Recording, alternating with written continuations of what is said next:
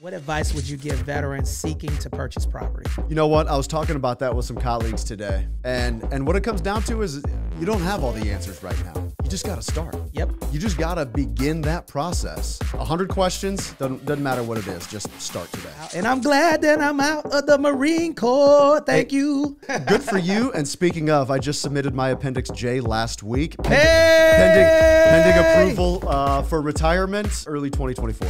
What made you get into real estate?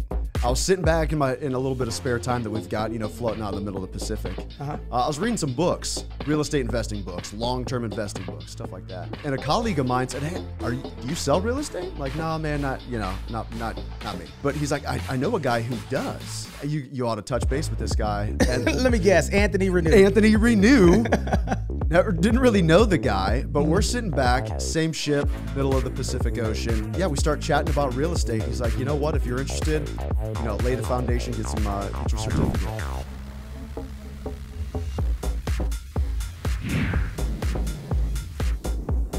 Good afternoon, ladies and gentlemen. You are at the Sitrep podcast where we help you win in real estate. And today we have no other than Jake from State Farm. Anthony, what's up? How we doing?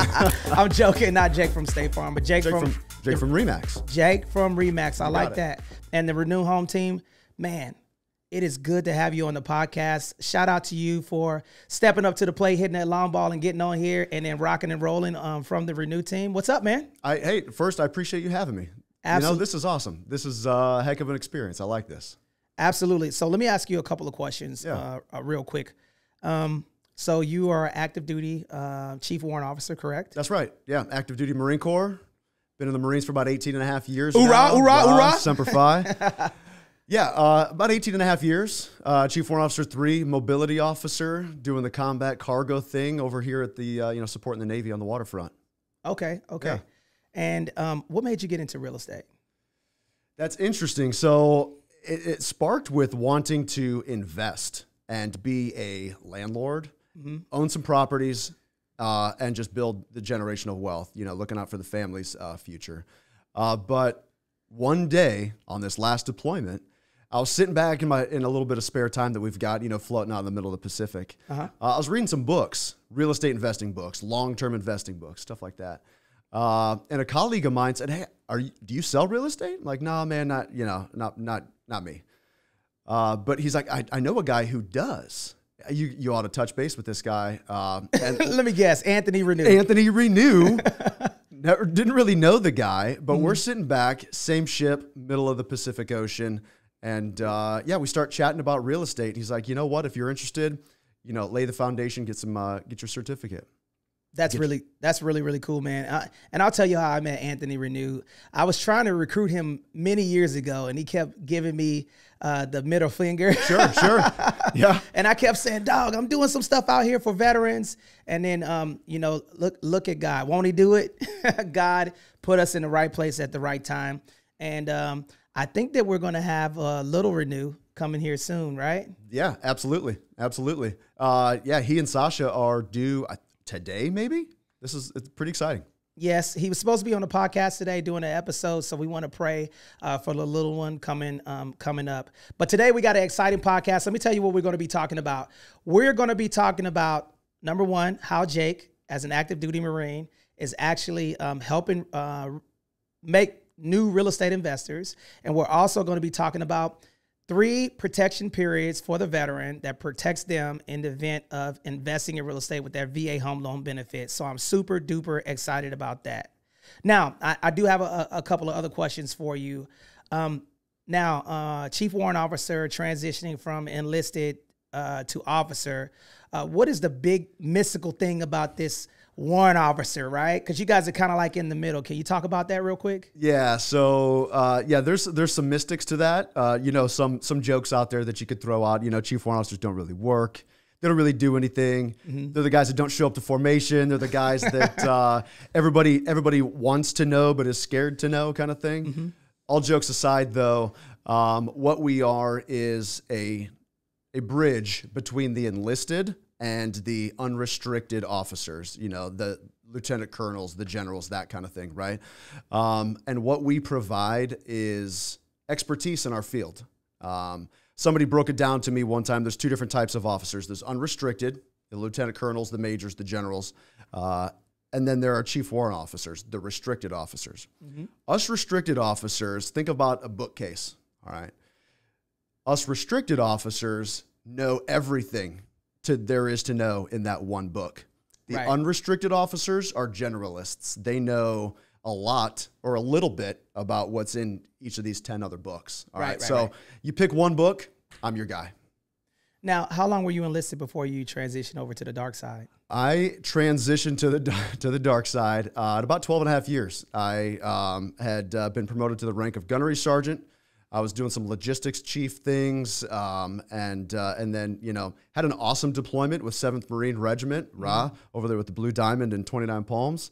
Had an awesome deployment with those guys, and realized that I need to keep pushing. I need to broaden my horizons and make that transition. Oh, that's crazy, man. Well, you've been operating at a really high level, and thank you for your service, by the way. Thank you. I appreciate the support, and thank you for your service, brother. Absolutely, man. Hey, I'm out, and I'm glad that I'm out of the Marine Corps. Thank you. Good for you. And speaking of, I just submitted my Appendix J last week, pending approval for retirement early 2024. Well, guess what? Congratulations, and that leads me to this question, okay? This is really going to segue into this. Now, if a veteran gets disability, what happens to the VA funding fee? And can you explain what the VA funding fee is? So the VA funding fee is the VA's insurance, if you will, towards a loan. Okay, so the VA doesn't give loans. The VA backs them up. That funding fee enables them to be able to, well, in worst case scenario, if the veteran defaults, they need to be able to cover their tails on that. That's good. So it's essentially an insurance policy, That's right? exactly it, yeah. That's cool. And if you file for any disability, that VA funding fee is waived, correct? That is absolutely right. So can you give me an example of, so the VA funding fee is basically waived if you have any disability, correct? Yeah, that's right. Can you give me an example of the medium home price, for the VA funding fee being waived? Yeah, absolutely. So let's do some easy math. Let's stick with $500,000. If a first-time home buyer with the VA gets into a $500,000 home, but that 2.3% funding fee is waived with their disability, okay, that's going to save the vet $11,500. Now, that's for the primary. That's for their first time using that loan. A subsequent loan, which would normally get funded at 3.6%, saves them $18,000. $18,000. Man, look, I'm an ASVAB waiver. I'm like this: 1, 2, 3, 4, 5. He had that right in his head. $500,000, 11.5, right? That's right. And then $500,000 at 3.6%. $18,000. 18,000 bands. That's crazy. Staying in your pocket. That's crazy. Okay, so the moral of the story is go to medical, right? Go to medical. Get that VA disability my neck rating. and my back. All right, that's cool. Okay, so now that we've talked about the VA funding fee for veterans, right? Let's transition into the 3 protection parts within the purchasing with the VA home loan benefit. So what is the first thing that you would tell a veteran that they have in regard to? Let's just say that. Let's play a scenario. Okay, I'm the veteran. Okay, and you are the real estate professional. How will you explain to me the 3 protection periods within the contract? So the first protection that you've got. What is the first one? It's home inspection. Okay, all right. The home inspection. So the home inspection is what's going to cover your tail on 6 key tenets, right? You've got the foundation, you've got plumbing, heating, air conditioning, electrical, and roofing. All right, those are the things, when inspected, will cover your tail if things aren't going your way. So essentially within the contract, there's 3 stoplights, right? And what are those called? Contingency periods. Okay, so basically you said the first one was the inspection contingency, and that's the plumbing, heating, air, electrical, foundation, and roof, right? That's right. So in the event that they do a home inspection or something like that, if they don't want to fix any of those things and they don't come to a mutual agreement, then the vet can do what? Just jump right out of the deal. Can back out of the deal. Okay. That's right. Okay, cool. Okay, so the first one is? The home inspection. The inspection contingency. What will be the next one? The next one's going to be the appraisal. So if the appraiser comes in, the VA appraiser comes in and doesn't find the home to be valued at what the seller is asking for, that is another opportunity for the buyer to jump ship. Okay, so the second stoplight within the contract that protects the vet would be what? The appraisal. The appraisal. Can you unpack that? Yeah, so if that appraisal comes in under the asking price of the home, that is an opportunity for the VA buyer to jump ship and get out of that deal. Because what the VA is not going to do is back up the funding for that under market value or under that asking price. That's good. Okay, so then that's a stop sign for them to be able to get out. Now, Absolutely. Who does the appraisal belong to? So that VA appraisal belongs with that buyer, that VA buyer, and him alone. It sticks with him wherever he goes. Bing, bing, bing. See, that's the difference between FHA, guys. Listen to what we're saying, okay? Yes, I'm talking to you.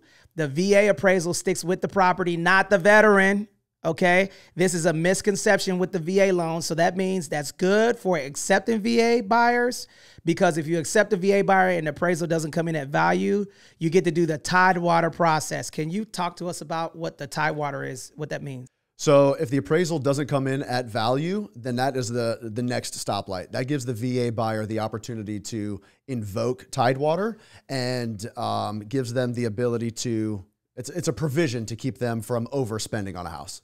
Okay, that makes sense. So essentially what happens is that if the buyer submits the buyer and the buyer's agent will know what the value of the property is.